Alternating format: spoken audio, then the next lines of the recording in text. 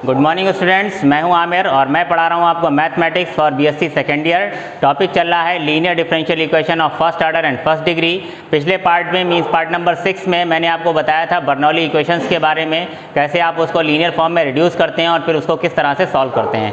आज हम बात करेंगे एग्जैक्ट डिफरेंशियल इक्वेशन की। एग्जैक्ट डिफरेंशियल इक्वेशन क्या होती है और इसे कैसे सॉल्व करते हैं, ठीक है। तो आइए देखते हैं। A differential equation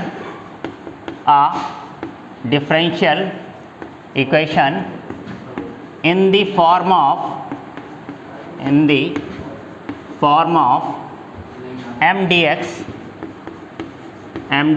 plus n dy is equal to 0 is to be exact differential equation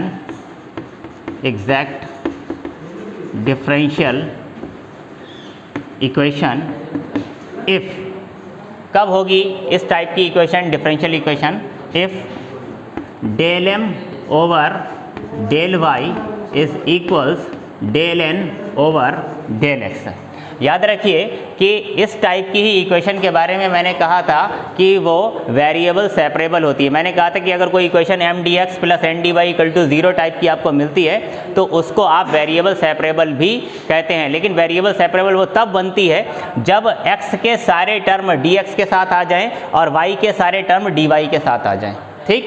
तो अगर इस टाइप की इक्वेशन है और x के सारे टर्म dx के साथ और y के सारे टर्म y के साथ नहीं आ पा रहे हैं तो इट मीन्स वो एग्जैक्ट डिफरेंशियल इक्वेशन भी हो सकती है। ज़रूरी नहीं कि हो। इस टाइप की दूसरी इक्वेशन, मतलब कि दूसरी कंडीशन क्या हो सकती है कि इस टाइप की अगर आपको इक्वेशन मिल रही है और वो वेरिएबल सेपरेबल नहीं है, सेपरेट नहीं कर पा रहे आप वेरिएबल्स को, तो इट मीन्स वो एग्जैक्ट डिफरेंशियल इक्वेशन हो सकती है। लेकिन एग्जैक्ट डिफरेंशियल इक्वेशन होने के लिए भी एक कंडीशन है। क्या कंडीशन है कि आप m को पार्शियली डिफरेंशिएट करिए विद रिस्पेक्ट टू y और जो n है उसको पार्शियली डिफरेंशिएट करिए with respect to x।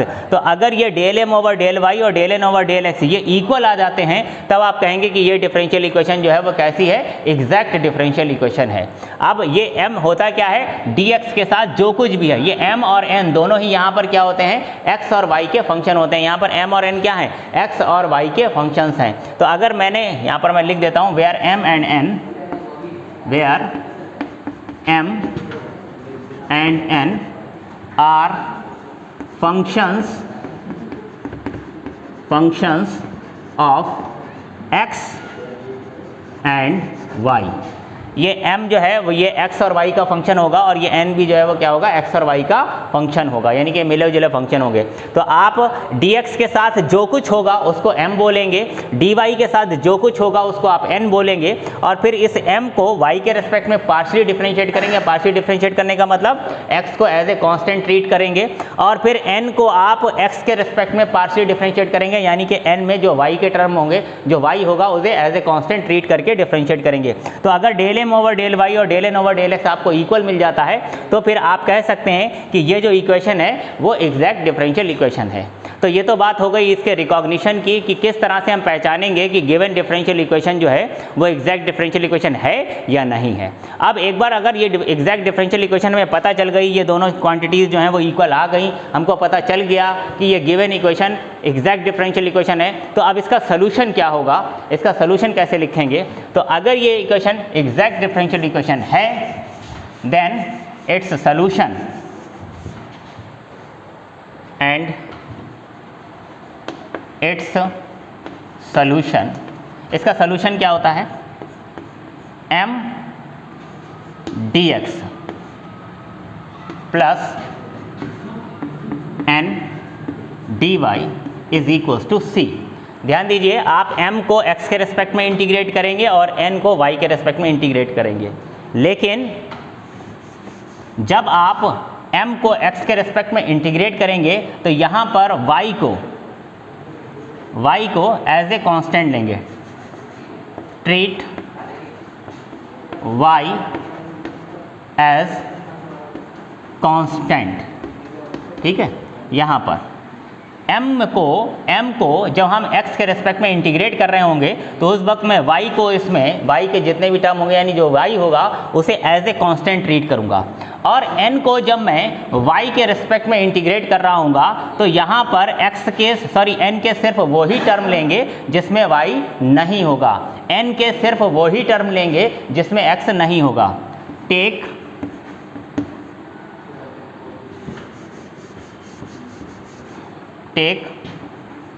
only those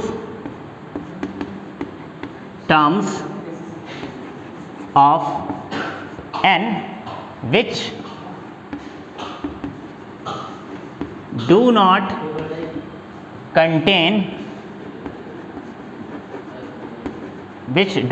contains x। यानी कि यहाँ पर आप सिर्फ y के टर्म लेंगे या कांस्टेंट टर्म लेंगे, ठीक है। x वाले जो भी टर्म होंगे उनको आप लेफ्ट कर देंगे, छोड़ देंगे, ठीक। तो इस तरह से आप इसको इंटीग्रेट करेंगे और राइट में ये कांस्टेंट ऑफ इंटीग्रेशन c है, तो ये क्या हो जाएगा, उसका सोल्यूशन हो जाएगा। फिर से एक बार सुन लीजिए कि अगर कोई equation m dx plus n dy equal to 0 type की है तो वो एग्जैक्ट डिफरेंशियल इक्वेशन हो सकती है। चेक करने के लिए आप क्या करेंगे, m को y के रेस्पेक्ट में पार्शियली डिफरेंशिएट करेंगे, n को x के रेस्पेक्ट में पार्शियली डिफरेंशिएट करेंगे और फिर देखेंगे कि ये del m over del y और del n over del x equal है या नहीं है। अगर इक्वल नहीं है तो फिर ये एग्जैक्ट नहीं है, तो अगर इक्वल आ गया है तो फिर आप कहेंगे कि हाँ ये एग्जैक्ट डिफरेंशियल इक्वेशन है। अब आपको पता चल गया कि ये एग्जैक्ट डिफरेंशियल इक्वेशन है, तो इसका सोल्यूशन क्या होता है, तो सोल्यूशन होता है m dx plus n dy is equals to c।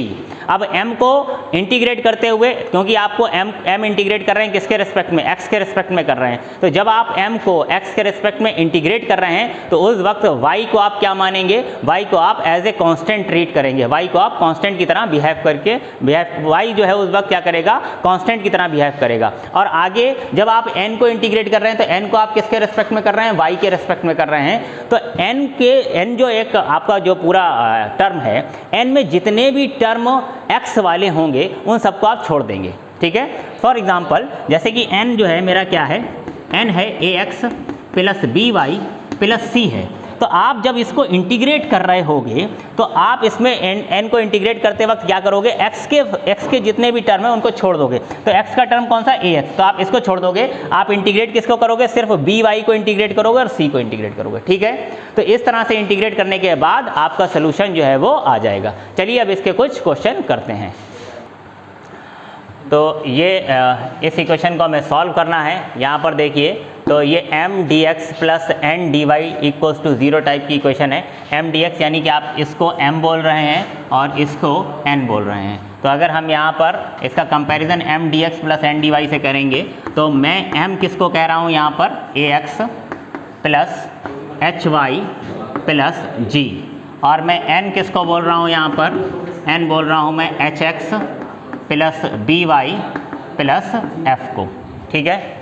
तो ये मेरे पास m और n है और मुझे चेक करना है ये m dx plus n dy equal to 0 type की तो है, लेकिन ये एग्जैक्ट है या नहीं है। तो इसको चेक करने के लिए मैंने क्या कंडीशन बताई थी कि आप पहले कैलकुलेट करेंगे del m over del y, यानी m को डिफरेंशिएट करेंगे partially with respect to y, और विद रिस्पेक्ट टू y करने का मतलब है, पार्शली करने का मतलब है कि आप x को कांस्टेंट लेंगे। तो अगर मैं x को कांस्टेंट लेता हूं तो ये a तो कांस्टेंट है, x को भी आपने कांस्टेंट ले लिया है, तो a और x पूरा कांस्टेंट हो गया है। तो जब मैं a और x को डिफरेंशिएट करूंगा तो इसका डिफरेंशिएशन क्या हो जाएगा, 0 हो जाएगा, ठीक।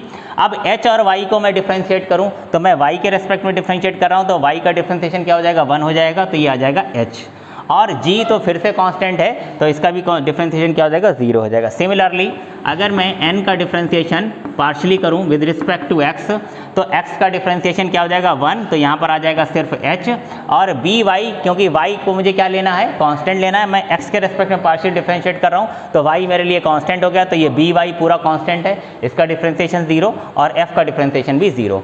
तो del m over del y और del n over del x दोनों जो है वो इक्वल आ गए हैं। तो हम लिख सकते हैं since del m over del y is equals to del n over del x, therefore given differential equation is exact, therefore given differential equation is exact, ठीक है। तो ये डिफरेंशियल इक्वेशन जो है वो एग्जैक्ट है, अब हमें पता चल गया। अब एग्जैक्ट है तो हम इसका सोल्यूशन लिखेंगे, और सोल्यूशन लिखने के लिए हमने आपको क्या बताया था, इसको मैं मिटा दे रहा हूँ।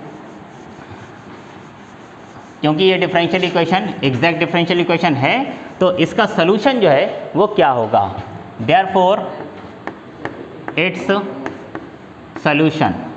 सोल्यूशन मैंने आपको क्या बताया था कि आप m को इंटीग्रेट करेंगे विद रिस्पेक्ट टू x और n को इंटीग्रेट करेंगे with respect to y is equals to c। याद रखना है कि m को x के रिस्पेक्ट में इंटीग्रेट करते हुए y को क्या लेते हैं, as constant. Treat y as constant, यहाँ पर y को आपको कांस्टेंट लेना है। और n में क्या करते हैं, taking those terms only which do not contains x, सिर्फ वो टर्म लेंगे n के जिनमें x नहीं होगा। ठीक है, तो अब भाई मेरे पास m जो था वो क्या था, ये है मेरे पास m, तो यहाँ पर मैं इंटीग्रेशन करूँगा m का, तो मैं लूँगा ax plus h y, ax plus h y plus g।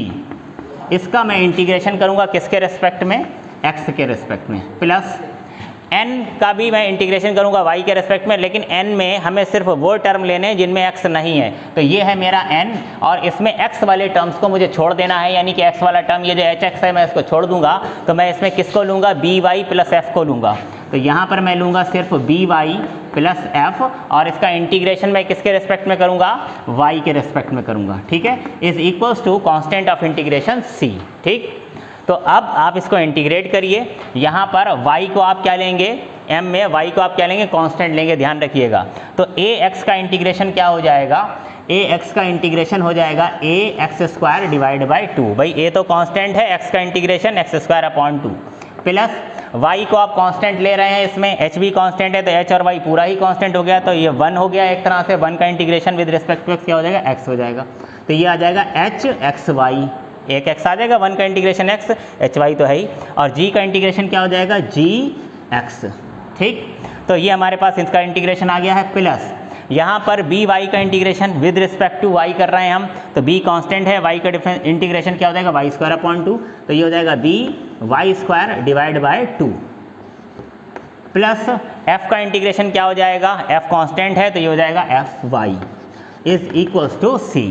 ठीक है, तो a X square upon 2 plus B Y square upon 2, और इसमें से मैं x या G X plus F Y plus H X Y is equals to C, ये हमारा क्या है, सोल्यूशन है। ठीक, यही हमारा आंसर है। अब इसमें एक आध क्वेश्चन मैं और कर देता हूँ। नेक्स्ट क्वेश्चन जो है इसको मिटाना पड़ेगा,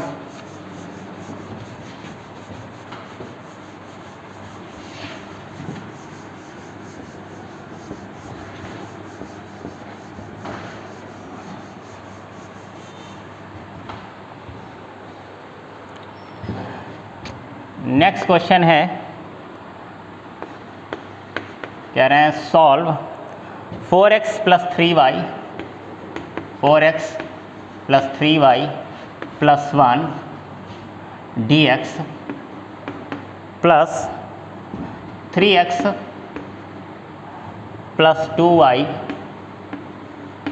plus 1 dy is equal to 0।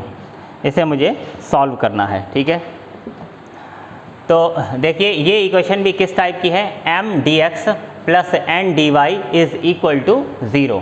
तो यहाँ पर भी मैं इसको क्या बोलूँगा, m बोलूँगा, और इसको क्या बोलूँगा, n बोलूँगा। अगर मैं इसका comparison m dx plus n dy से करूँगा तो ये मेरे लिए क्या हो जाएगा, m, और ये क्या हो जाएगा, n। तो इसको पहले मैं लिख लेता हूँ।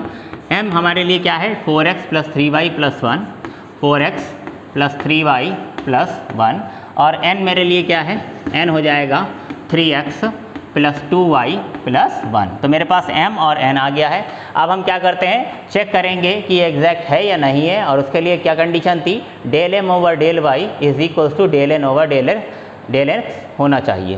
तो m को डिफ्रेंशिएट कर रहे हैं partially with respect to y, यानी कि del m over del y निकालते हैं।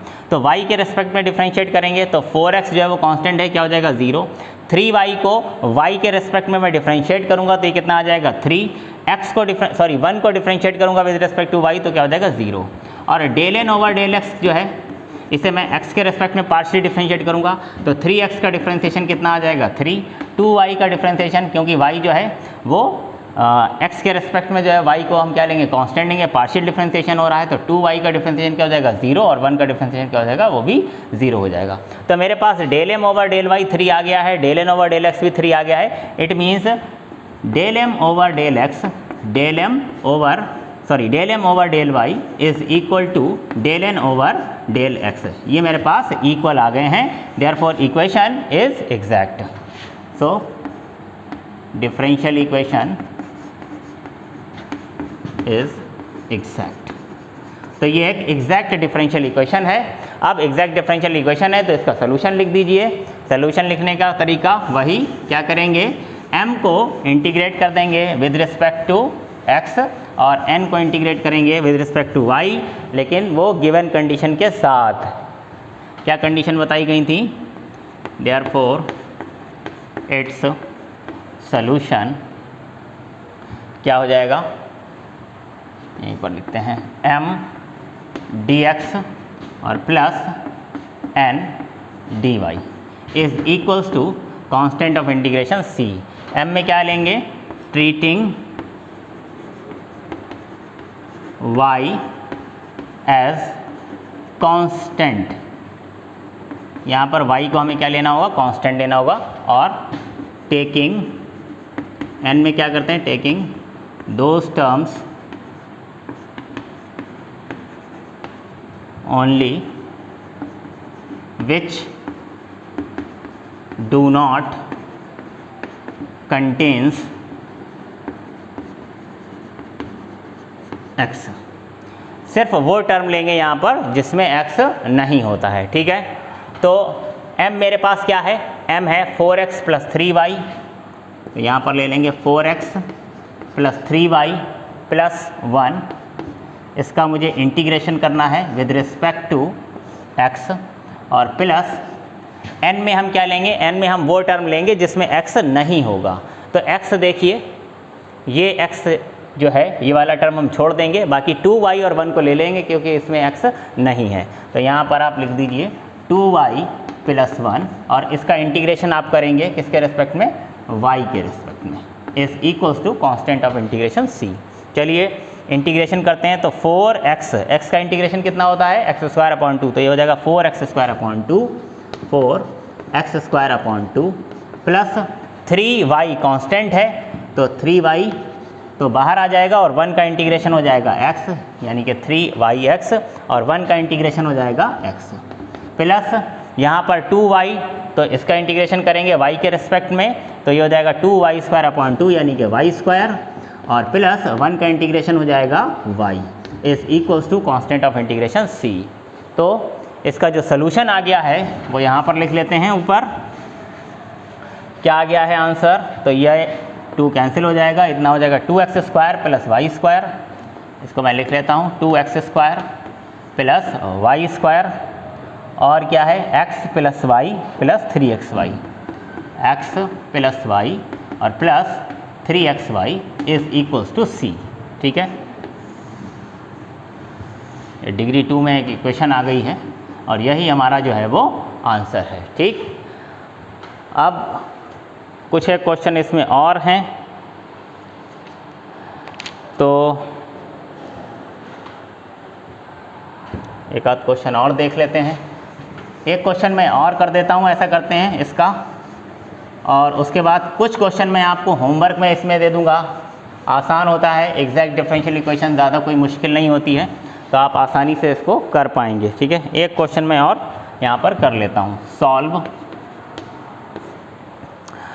X square minus a y, x square minus a y D x और minus a x minus Y square, a x minus Y square d Y is equal to 0, d Y is equal to 0, ठीक। चलिए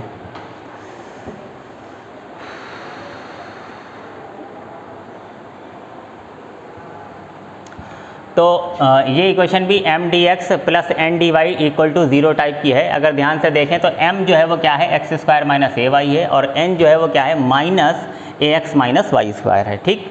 और फिर हम इसे check करेंगे। तो सबसे पहले तो आप m और n अलग अलग लिख लीजिए। m कितना है x square minus a Y, और n जो है वो क्या है माइनस का ए एक्स माइनस वाई स्क्वायर, या अगर मैं इसका ब्रैकेट ओपन कर दूं तो मैं ये भी कह सकता हूँ minus a x plus Y square. अब हम इसे m को डिफ्रेंशिएट करते हैं partially with respect to y। तो अगर मैं इसे y के रिस्पेक्ट में डिफ्रेंशिएट करूंगा तो एक्स स्क्वायर का डिफ्रेंशिएशन 0 हो जाएगा, माइनस ए वाई, तो y का डिफ्रेंशिएशन 1 आता है, इसलिए del m over del y क्या आ जाएगा माइनस a आ जाएगा जस्ट, ठीक है। और यहाँ del n over del x निकालेंगे, यानी n को x के रेस्पेक्ट में पार्शियल डिफरेंशिएट करेंगे। तो देखिए ये माइनस, अगर ब्रैकेट को मैं यहाँ हटा दूँ तो ये माइनस ए एक्स हो जाएगा, ये प्लस वाई हो जाएगा। डिफरेंशिएट करिए विद रिस्पेक्ट टू x, तो माइनस ए एक्स का डिफरेंशिएशन, तो x का डिफरेंशिएशन क्योंकि 1 होता है तो ये माइनस ए आएगा, और वाई स्क्वायर तो इसके लिए कांस्टेंट है तो 0 हो जाएगा। तो जाहिर है कि del m over del y और del n over del x जो है वो इक्वल आ गए हैं। Del m over del y is equals to del n over del x. Therefore given differential equation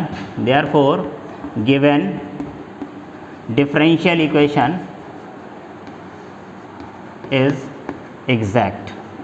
ये एग्जैक्ट डिफरेंशियल इक्वेशन है, और हम इसका सोल्यूशन जो है वो लिख देंगे, ठीक। तो इसका सोल्यूशन जो है वो क्या हो जाएगा, देन इट्स सोल्यूशन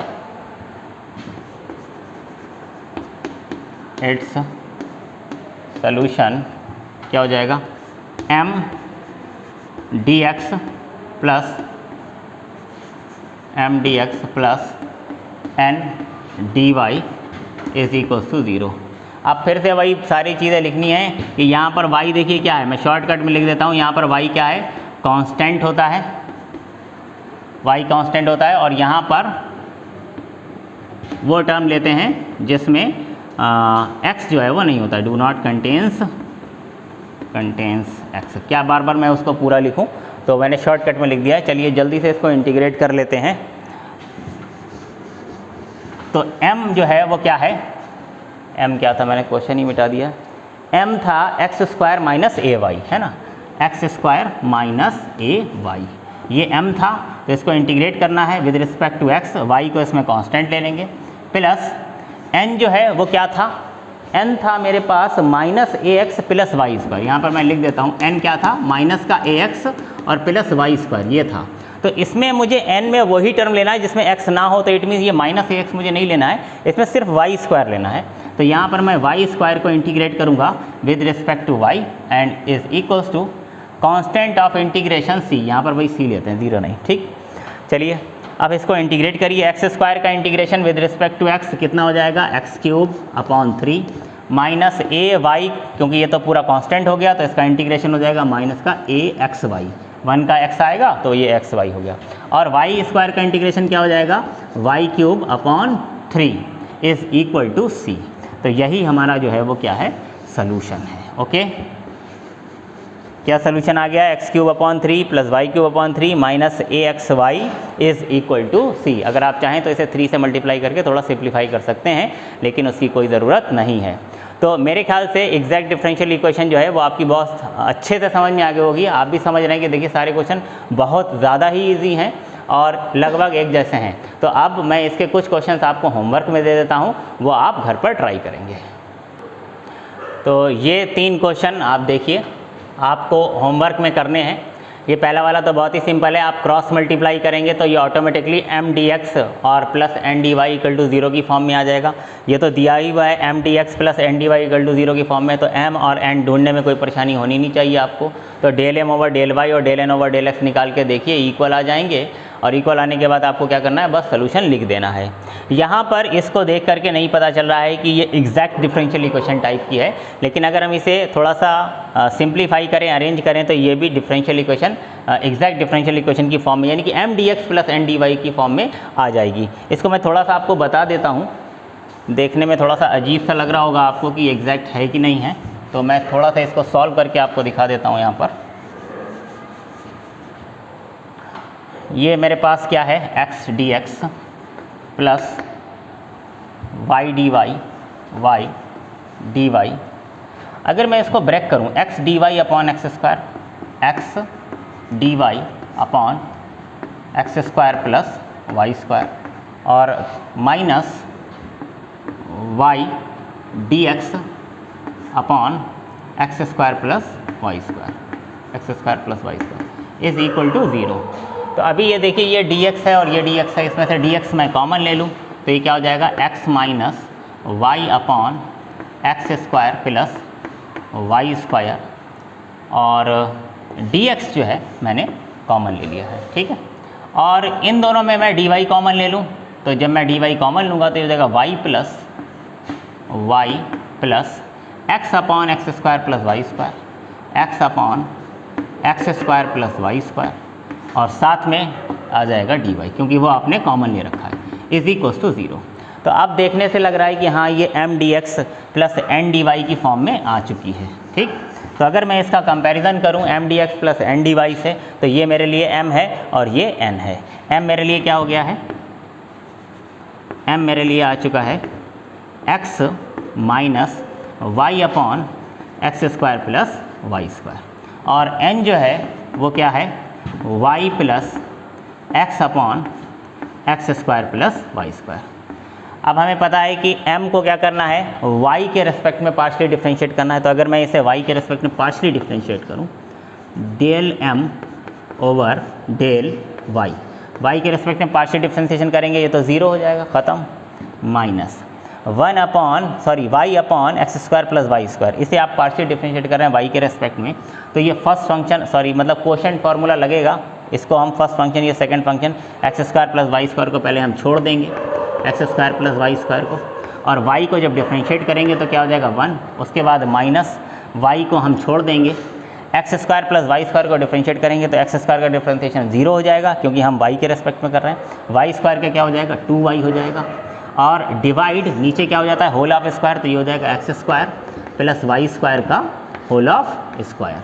अब ज़रा सिंप्लीफाई करिए, देखिए ये कितना हो गया, ये माइनस चल रहा है इधर, इसका ध्यान रखिएगा, X square plus Y square और माइनस के 2y स्क्वायर, तो ये X square minus Y square हो जाएगा, x square minus Y square upon x square plus Y square का whole of square, X square plus Y square का whole of square. तो अगर मैं इस माइनस से यहाँ मल्टीप्लाई करूँ तो माइनस का एक्स स्क्वायर प्लस का वाई स्क्वायर हो जाएगा, तो मैं इसको लिख सकता हूँ y square minus x square upon x square plus Y square का होल ऑफ स्क्वायर। तो ये मेरे पास आ गया है del m over del y. ध्यान रखिएगा del m over del y कितना आया है, y square minus x square upon x square plus Y square का होल ऑफ स्क्वायर। अब इसी तरह से n आपके पास है, आप n को पार्शियली डिफरेंशिएट करिए विद रिस्पेक्ट टू x, तो आपके पास आ जाएगा del n over del x।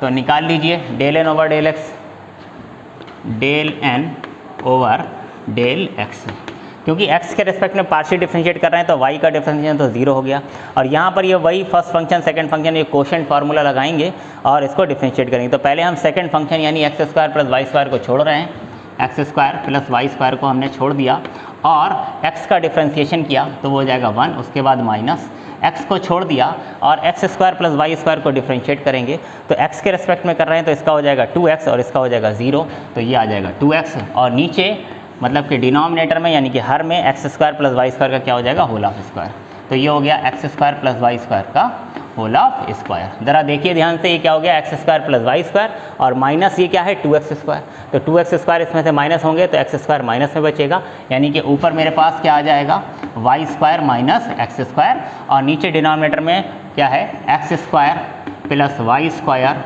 Whole of square. तो ध्यान से देखिए del N over del x क्या आया है y square minus x square upon x square plus Y square का होल ऑफ स्क्वायर, और यही वैल्यू आई थी del m over del y की। तो क्योंकि यहाँ पर del m over del Y और del N over del X जो हैं ये दोनों ही सेम आ गए हैं, इसलिए हम ये कहेंगे so given equation is exact. या एग्जैक्ट डिफरेंशियल इक्वेशन।